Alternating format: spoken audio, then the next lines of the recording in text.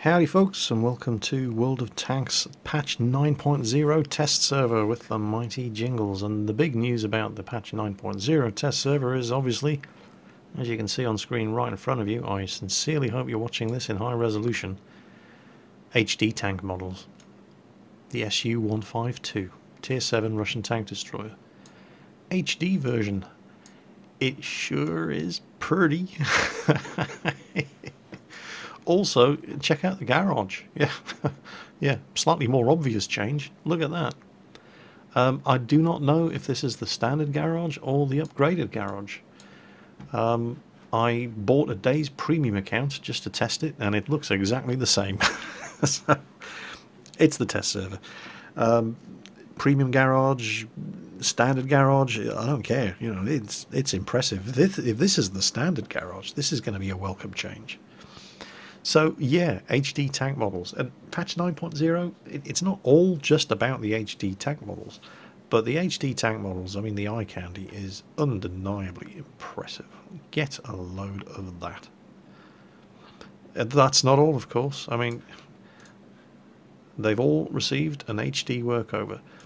Some have had a lot more work done to them than others. In particular, well, wait, you'll know it when you see it. And I'll show you the difference. What I'm talking about there is the texture work. This is obviously still a work in progress. I don't think they've fully done the textures to all of the tanks in the game. I mean, it's going to be a huge amount of effort.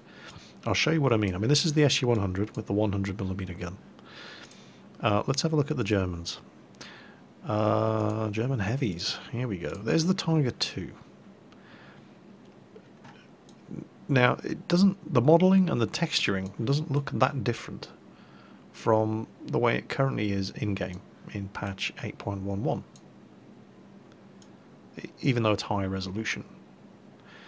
But wait until you see the Tiger. Oh yeah, baby, that's what I'm talking about. Look at that. That's your HD texturing. I mean, that's what all of the tanks in the game. That's the level of detail that you saw on the Su-152 and you're seeing here on the Tiger I. This is the level of detail that they're going to have for all of the tanks in the game. It's not, the texturing is not there on all of them at the moment on this version of the test server. It will be eventually, but that's what you've got to look forward to. That is just so pretty. Look at the detail. And the frame rate, I mean, I'm recording this. I use Bandicam to record. And Bandicam's great because it keeps small file sizes, but it compresses as it records. So there's a lot of system overhead using Bandicam, and I'm still getting 52 frames per second out of this. That is not bad at all. You'd be very pleased to hear. I mean, I cannot confirm or deny whether or not they actually have multi-core support in patch 9.0. I've just jumped onto the test server. I've barely glanced at the patch notes. I mean, I'm not here to read you the patch notes. If you want to read the patch notes, hey, go and read the patch notes. But what I can tell you is that I know a lot of people, myself included, were a bit anxious about the system requirements of all these fancy new HD textures and lighting effects and high detail models and so on and so on. It really doesn't seem to affect performance at all. I'm getting just as good frame rates in a battle while recording with HD textures and HD models. The frame rate is no worse and may even be slightly better. So that's fantastically good news. But look at the detail on the model. And oh, check out the gun barrel. Look, you can even see the rifling in the gun barrel. Wow, let's show you some of the others. There are new vehicles in the game as well, particularly the German mediums, tank destroyers. I think, I'm sure there are more, but hey, you know, if you want to read the patch notes, go ahead and read the patch notes. We have 2 new Panzer IVs. There's one down here at Tier 3. There it is. As you can see, this doesn't look like it's got the HD texturing yet, but it's a nice detailed HD model. This is a Tier 3 version of the Panzer IV, so it's a new German Tier 3 medium tank. there's a Tier 4 version of the Panzer IV. That was the Panzer IVA at Tier 3, you got the Panzer IV-D at Tier 4, and then the Panzer IV-H is the Tier 5 version. They've also done the same sort of thing, to a lesser scale, with the Stug 3. That is the Tier 5 Stug 3 that we all know and love. That's the Stug 3G. At Tier 4, there is another new German tank destroyer. We now have the Marder 38T, the Hetzer, and the Stug 3B, which is an earlier model of the Stug. And the reason they're putting machines like this, and the German mediums, the Panzer IVA, Panzer IV-D, and Panzer IV-H, is because of historical battles. And that's the next big thing about patch 9.0. Historical battles really is... I think this is going to be an absolutely huge game mode. Historical battles, and the reason they've put these new vehicles in is to accommodate... You're going to be able to play battles that took part, that actually occurred in World War II, using the vehicles with the modifications that were fitted to the vehicles at the time that they actually took part in the battle. And that's the reason why you've got all these different versions of the Panzer IV and those different versions of the Stug. So, how do you play historical battles? Well, it's part of your battle choice up here. You see, random battles are actually disabled. This version of the test server is pretty much just for testing out historical battles. So, at the moment, there are only 2 battles available. There's the Battle of Prokhorovka and there's a battle on Erlenberg. Unfortunately, it's a test server. They haven't fully translated everything from the Russian yet, even though this is the English client. But the Battle of Prokhorovka was part of the Battle of Kursk. It was Kursk overall, obviously, a victory for the Soviets, despite the fact that they took much, much bigger losses than the Germans did. The Russians were able to replace their losses, the Germans weren't able to replace theirs and were forced to withdraw from the battlefield at the Kursk salient. And what we have here, this is one of the 2 historical battles that are available on the test server at the moment. And it may look pretty imbalanced. You'd be right. Certainly from the selection of vehicles that are available. The Germans get to use the Tiger, the Stug 3G, the Panzer IV-H, the Panzer II, the Ferdinand, the Panzer III, and the Panther. The Soviets get to use the Su-85, the Su-76, yeah, that's right, a Tier 3 tank destroyer, against Tigers and Ferdinands and Panthers, the T-70, the KV-1S, the Su-152, and the T-34. Now you may be thinking, oh, well, KV-1S, that's not so bad. Yeah. The historical configuration for the KV-1S at the Battle of Prokhorovka looked like this. Yeah, you're not so keen on driving the KV-1S now, are you? And that's what historical battles are about. Similarly, the Tiger. We go up to Germany. There we go. There's the Long 88, that devastating gun that makes the Tier 7 Tiger tank such a fearsome beast in random battles. Well, that's the KWK-43 88mm gun. The Tiger never used that gun. That's the gun that went on the Tiger II. Similarly, the Tiger II doesn't get a 105mm gun in real life. It gets... where is it? There it is. It gets the Tiger gun. So, what gun are you going to use on the Tiger then if you hit the historical battle button? Well, that gun that we all know and love. The KWK-36 L56 88mm gun. The scourge of the German Tier 6 medium tanks. That's the gun that the Tiger actually used. And what historical battles does, it doesn't just restrict you to vehicles that actually took part in the battle concerned. It gives it the equipment fit that the vehicles actually had at the time. So, for example, again, if we go to historical battles, and we go for the Tiger, and we have a look at the historical loadout, there it is, the 88mm KWK-36 gun. You do get the upgraded turret, the Maybach HL230 engine, and the FUG 5 radio. Well, what does that mean? Okay, Let's have a look. Which engine?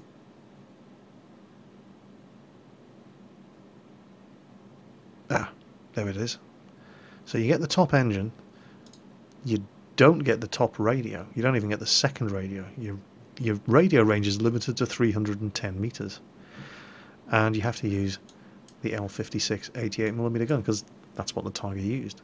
And in 1943, that radio and that turret and that gun is what the Tiger was fitted with. Not only that, you may still be thinking, well, hell's bells, I mean, look at this.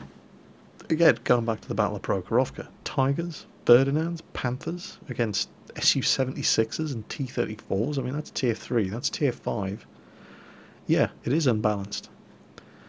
Until you see how many T-34s, Su-152s, Su-85s are on the other team, and that's how they balance it, and that's how the Russians won the battle. They just had more machinery to throw at the Germans than the Germans could cope with. And that is how historical battles excuse me, sorry about that, that's how historical battles are balanced. Yes, the Germans may have superior equipment, but they don't have a lot of it. And I've played a game where it was slightly higher tier, there were only 3 German machines. It was on Erlenberg, which is the other historical battle. If you have a look at Erlenberg, Germans can have Jagdtigers. Tiger 2s. The Russians get Su-100s, T-34s. It's a tier 5 medium tank going against tier 9 tank destroyers. ISs, ISU-152s and Su-76. And before you ask, no, the ISU-152 does not get the BL-10 gun. It gets one of the 122mm guns instead. But the game that I played on Erlenberg was a Jagdtiger, a Tiger 2 and a Jagdpanther.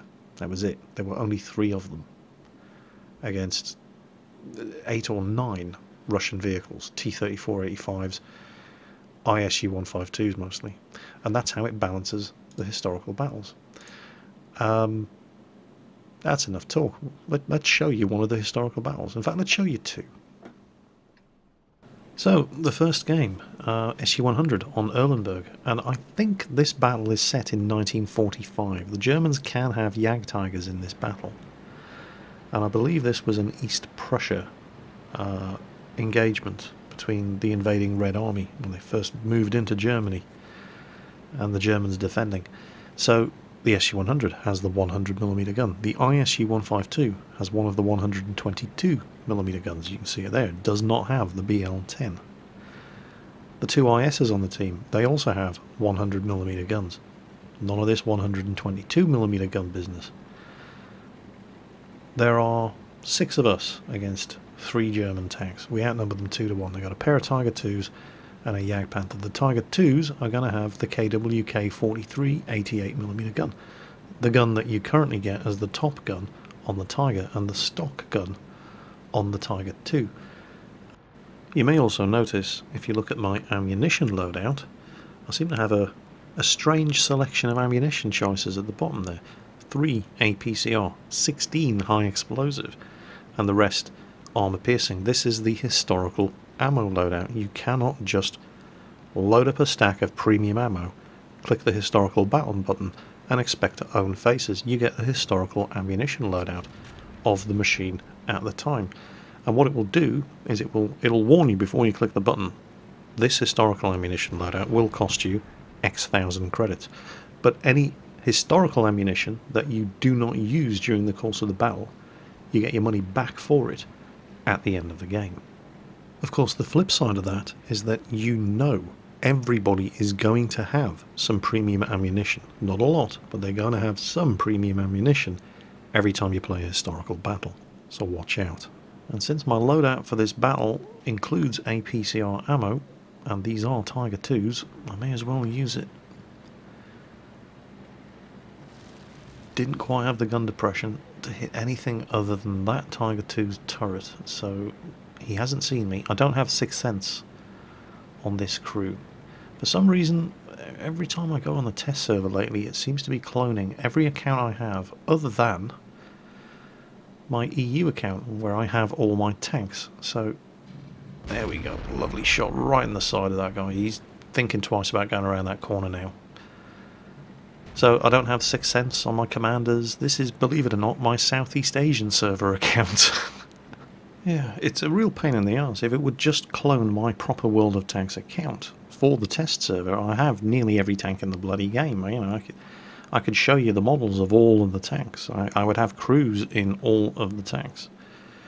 But it doesn't. The last time I was on the test server, it was my North American server account, and I don't have anything higher than tier 5 on the North American account. Southeast Asian server account, it was literally just all of the tier 1s. I had to research everything. It took forever.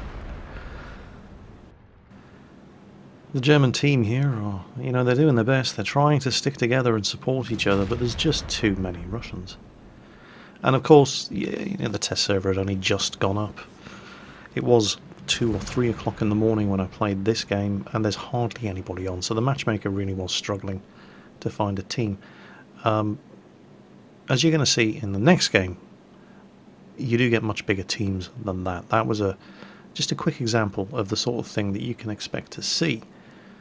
And how did we do in that one? I mean, it wasn't especially good. Second overall. I did do some good damage to those tier 8s, and of course I'm driving a tier 6, so you're going to get a lot more experience for that.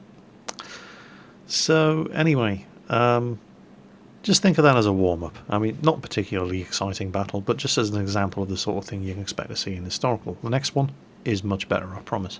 One point to note, I was using the 100mm gun on the SU-100, but I do not have a 100mm gun for the SU-100. You do not need to own the equipment that your machine uses in the historical battle. The game sets your machine up for you, and then it puts it back the way it found it at the end of the game. So let's have another go. And this is more like it. This time I'm playing as the Germans. It's the Battle of Prokhorovka. Erlenberg and Prokhorovka are currently the only 2 historical battles that are running on the test server. There are obviously going to be more. You're going to have the Battle of Kasserine Pass, the Americans versus the Germans in North Africa, for example. There's just one example of all kinds of different historical battles that are going to be running. Now you'll note there are 8 German tanks versus 14 Russian tanks here on Prokhorovka. You'll also note that I'm getting anything between 40 and 60 frames per second, and that's with the new physically based rendering map remodel and the all singing, all dancing HD texture Tigers and the PBR remodeled tanks, while recording and compressing video at the same time. I don't know how the hell they've done it, but the frame rates that you're getting are really, really good. And all this, remember, is without multi-core CPU support, so as far as a technical achievement goes, this is actually really impressive. Now, having already played side shot, even the KWK-36 88mm couldn't fail to penetrate that. Oh, lovely, sorry, getting carried away. Oh, there's another one. Oh, it was crit him. Come on, guys, come on. He's repaired. Yes, having already played Prokhorovka on the Soviet side, I know for a fact that the Su-152s on the enemy team, and they have 3 of them, all come with 1 round of high explosive anti-tank ammo. Oh, I took a hit. I've been spotted. Nowhere really to go. Angle the armour. So I have absolutely no interest in getting hit. Oh, can I hit him? Yes, I can. Hey, he's my first kill. Hooray! Deutschland, Deutschland über alles. I apologise once again to Germany for my terrible pronunciation of their language. You're kidding, that bounced? Come on, come on. Somebody else got him. Right. Where were we? Yes, I have already had the gross misfortune of playing Prokhorovka historical battles in a Tiger and finding out exactly what it's like to get hit by a 152mm high explosive anti-tank shell. It's not funny. So I have absolutely no interest in cresting this ridge just to chase kills until I know exactly where those Su-152s are, or until at least those Su-152s have had a chance to get their high explosive anti-tank ammo out of their system. At the same time, we do have to concentrate on firepower because we are heavily outnumbered, or we were heavily outnumbered. We've killed 4 of them and we haven't even lost. Oh, there's a bounce. Yeah, badly angled. Well, okay, there's one of the Su-152s. He's feeling a bit brave. One thing I have noticed is that you tend to get into battle a hell of a lot faster if you queue up as the Russians than if you do as the Germans, and I think there's a pretty simple and straightforward explanation for that. And it's because nobody wants to drive T-34s against Tigers and Ferdinands. I can't think why. And what's basically happening is that while this whole historical battle thing is still new, people are just looking at the historical battle list. They're looking at the vehicles that are available, and they're seeing that the Germans get the best machines. They get Tiger IIs, Jagdtigers, Ferdinands. And so those are the machines that people are queuing in. And they're queuing, and they're queuing, and they're queuing, and they're getting sick of waiting, and they're going to play a random battle instead. And that's pretty much what you would expect would happen. I mean, who wants to drive a T-34 against a Tiger? But what people don't seem to realise, or haven't gotten used to yet, is the fact that the Germans are always going to be heavily outnumbered, because they have the best machines. If you want to take your ISs up against Tigers, play random battles. That's what they're for. These are historical battles. These are battles fought using the machines that actually participated in the battle at the time. Prokhorovka, part of the Battle of Kursk, 1943. The Russians put T-34s, Su-152s, Su-85s and Su-76s up against Panthers, Panzer IVs, Tigers and Ferdinands. It may seem unbalanced, but the Russians won the Battle of Kursk. And they won it, even though they took more losses than the Germans, because they had more vehicles to waste than the Germans could afford to replace. The Germans were forced to withdraw because they just couldn't sustain the rate of attrition that they were suffering in the battle. The Russians had plenty more machines where that lot came from. And that's how historical battles are balanced. The German team is always going to be outnumbered, severely outnumbered, by the Russian team, because the Germans get the better equipment. They just don't get as many of them. It worked at Kursk, and it does work in historical battles here in World of Tanks as well. In this example, the Germans won the Battle of Prokhorovka.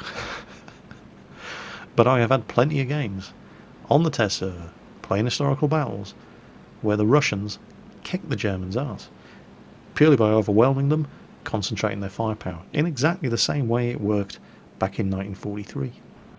And don't forget, not only are the Germans outnumbered... Oh, hold on. Su-152, come on!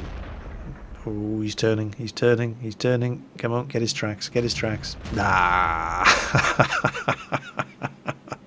And finish him off. Yay!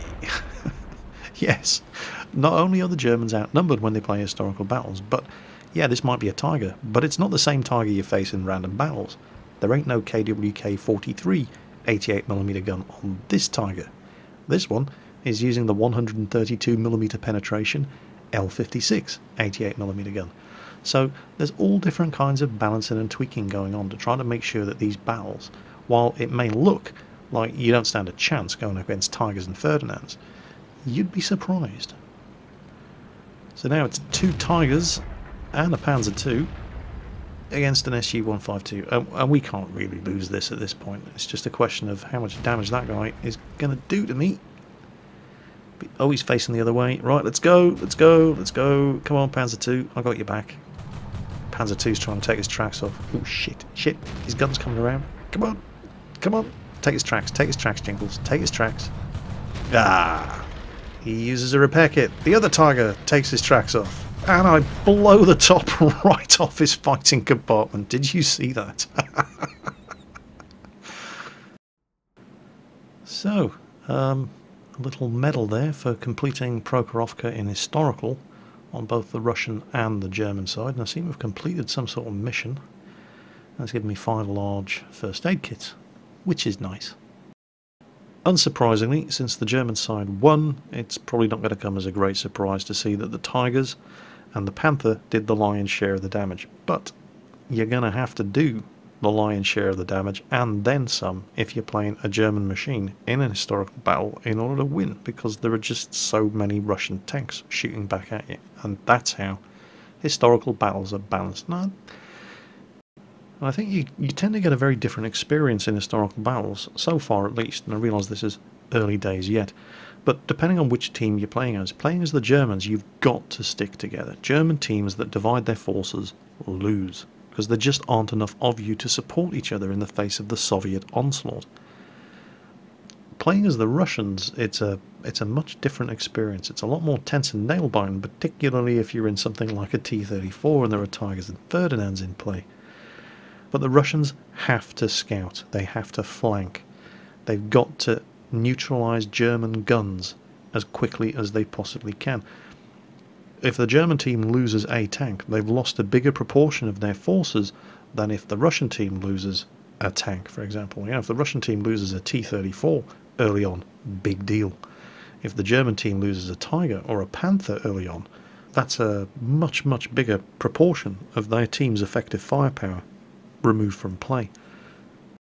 So the Russian team can actually afford to take losses in a way that the German team definitely can't, and that is of course entirely historically accurate. Even if it's not much consolation if you're in the burning wreck of the T-34 that was considered expendable at the start of the game, but hey, if you can't take a joke, you shouldn't have joined the Red Army. So there you go, historical battles and HD tank models. That's the big thing in World of Tanks patch 9.0. I'm very, very excited about this whole historical battle thing. I used to play historical battles, player-run historical battles in World of Tanks years ago. And it worked almost exactly the same way as this does, but this takes the whole, this automates the whole thing for you. Instead of the players having to research not just which tanks took part in, for example, the Battle of the Kasserine Pass. You'd run it up on the El Haluf map, and you would have Shermans and M3 Lees and Stuarts going up against Tigers, Panzer IVs, Panzer IIIs. But yeah, okay, so you could get that sort of information relatively easily, but then you had to think, well, hold on, this was what, 1942? Or was it 1943? Whatever, but what gun were the Shermans going to use? What engine did the Shermans have then? And so on, and so on, and so on. This just does it all for you. I think it's a fantastic system, and I can see myself playing a lot of these historical battles. So anyway, that was it for my patch 9.0. It's a bit of a lengthy video for a preview. I'll almost certainly be playing more on the patch 9.0 test server, and this is only the first version of the test server. I'm sure there's going to be more in the second version as well. All of that coming up on a YouTube channel near you soon. In the meantime, folks, take care on that battlefield, and I'll catch you next time.